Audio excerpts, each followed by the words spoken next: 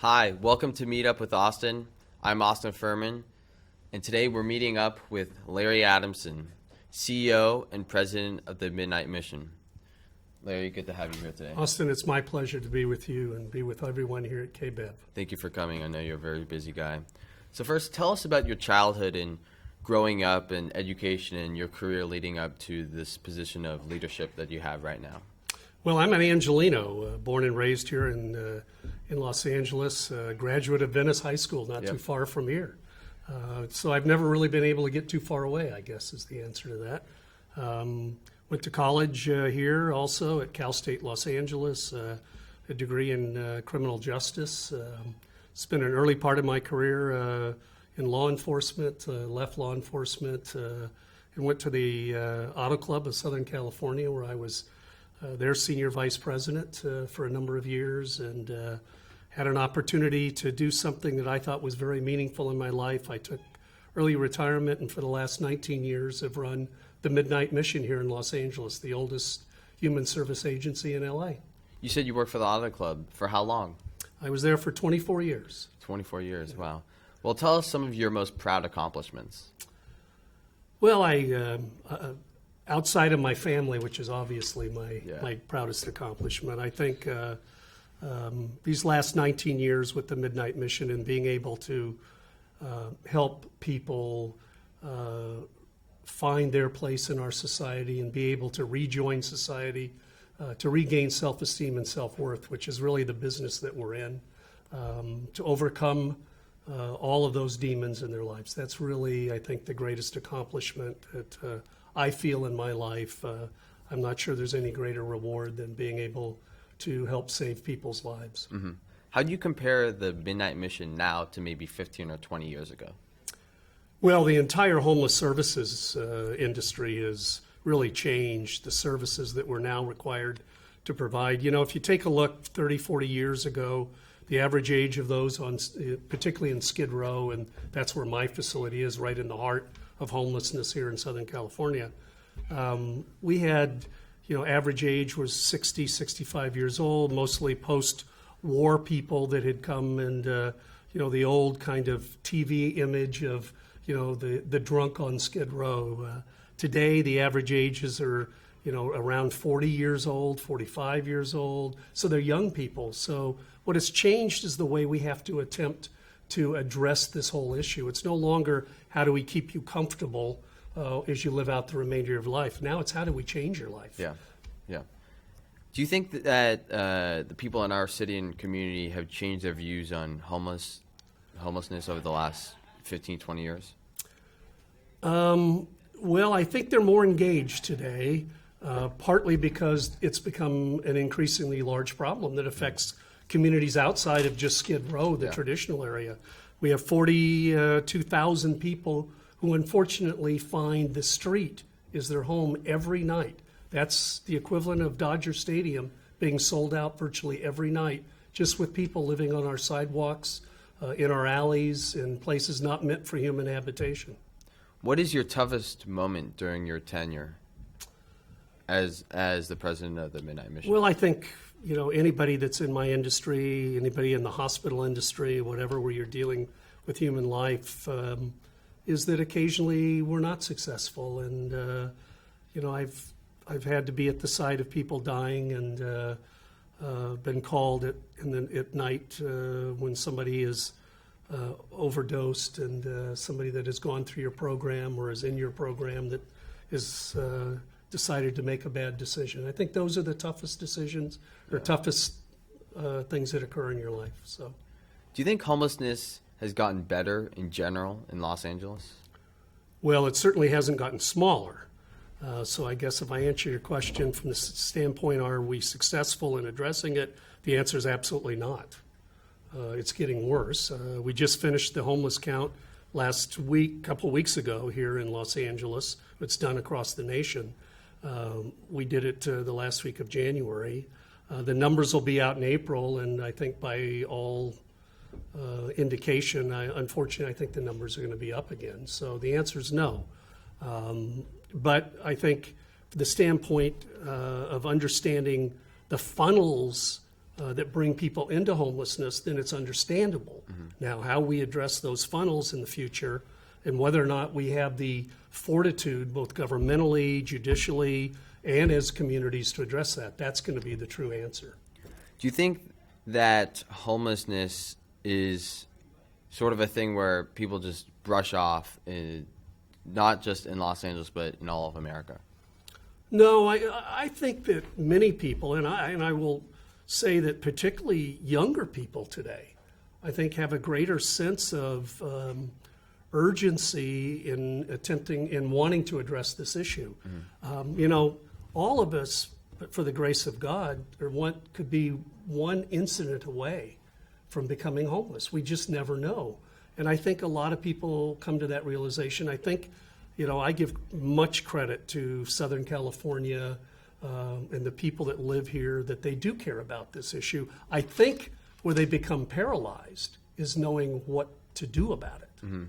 Because it's gone on and on and on. I mean, my agency's 101 years old. Yeah. So homelessness is not a new phenomenon to our community.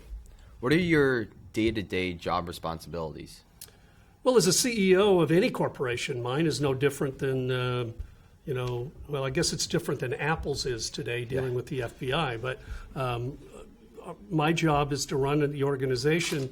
But more importantly, really mine is to set the vision and the strategy for the organization and then ensure that those responsible for the implementation of that are doing their job. I mean, that's really what CEOs do. So, I tell my people that if I spend my day today dealing with problems today, then I haven't done my job. My job is to vision what we need to be doing next week and the week after. Right. What type of services do the Midnight Mission offer to its people?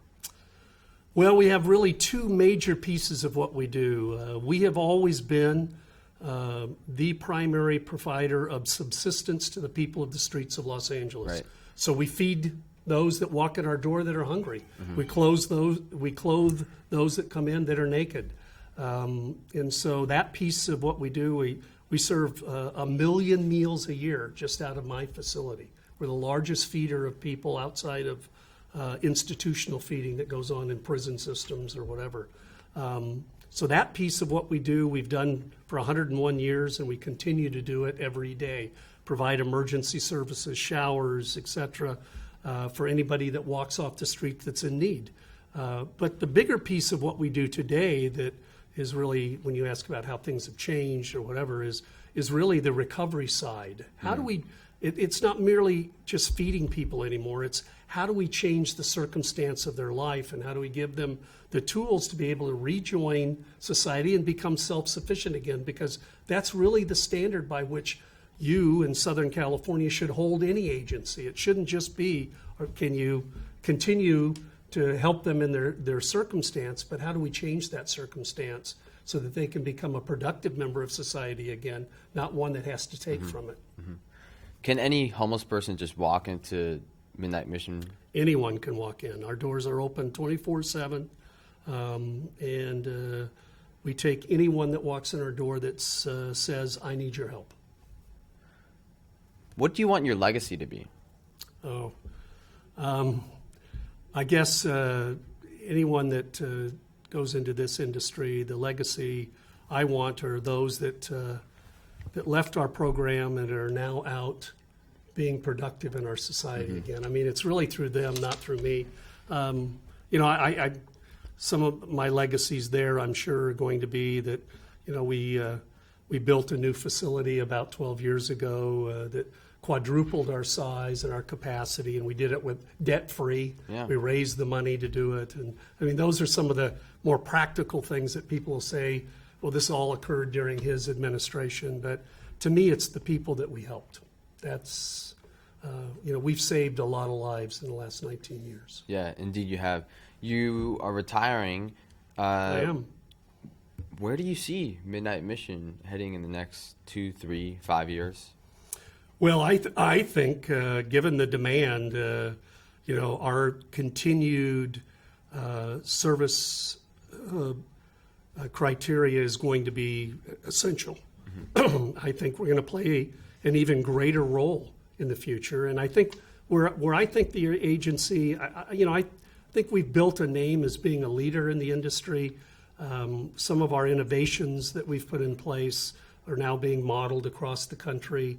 I think that's where we need to continue to be, in addition to never losing sight that we have an obligation every minute of every day to help the people that walk through our doors.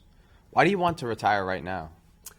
Well, I made a promise to my family and to my wife that when I got to 65, and I'm turning 65, that it was time for the next generation to come lead the organization. And it was time for us to go do the things that I have sacrificed and they've sacrificed by me being so engaged in what I do. And so that's, part of it. The other is I truly believe it's time for, no one should stay in for long periods of time. I think it's new energy time. Mm-hmm. It's time for new thought to re-energize, and I think that's what drives me. How do you grade humanity in terms of people helping other people?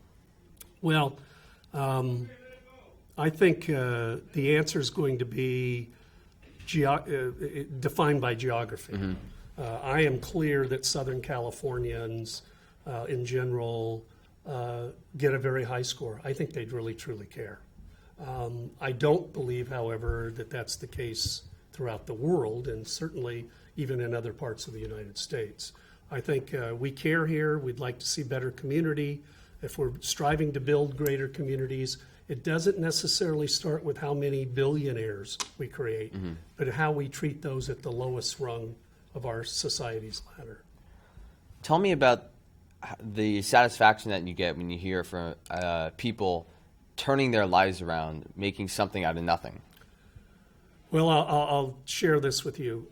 How would any of us feel if someone walks up and sincerely gives you a hug and shakes your hand, and what they say to you is, "Thank you for saving my life. Yeah. If it wasn't for you, I would be dead." Yeah. I mean, that's the value. That's the reward.